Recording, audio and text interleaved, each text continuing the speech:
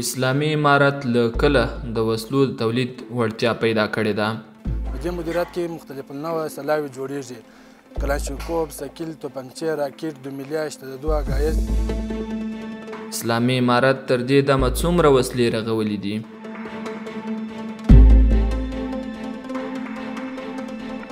دا وسلې چیرته او د چا لخوا د پیر کولو لپاره آماده کیږي؟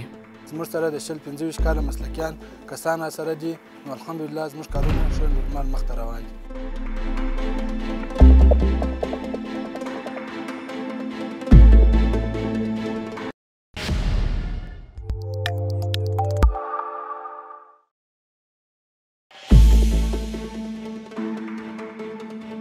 اسلامي امارت په زرګونه میله وسلې رغولې دي او په سلګونو نورو کار روان دی.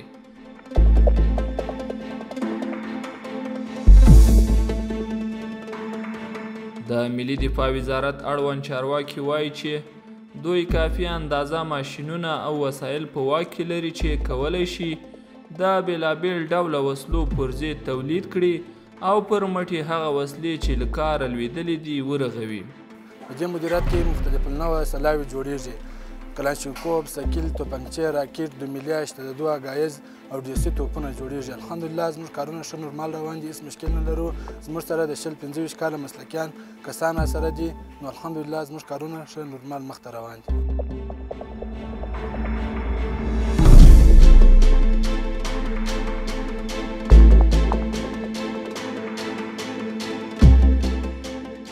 دوی زیاتوي چې تر دې دمه یې 2500 میله مختلف النوع سپکې او درنې وسلې د استعمال او کار کولو لپاره چمتو کړي دي او په 24 میله ډیسي توپونو باندې کار روان دی چې ژر به د استعمال لپاره چمتو شي.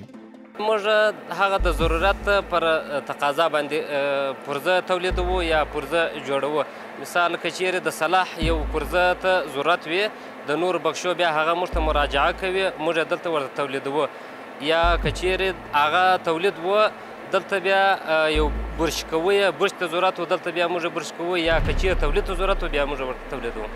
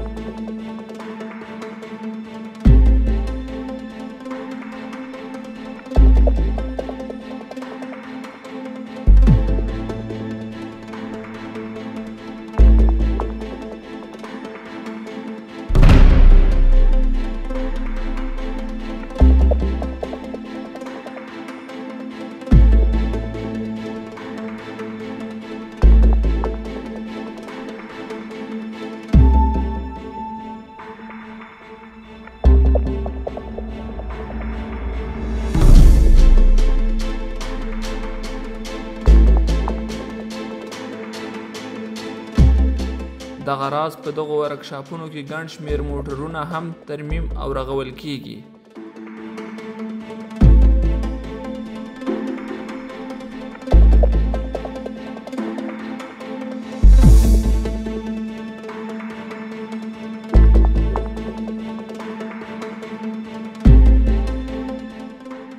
د چارواکو په وینا تر دې دمه 3500 مختلف النوع وسایط رغولي دي او 200 ارادې نور د جوړېدو په حال کې دي.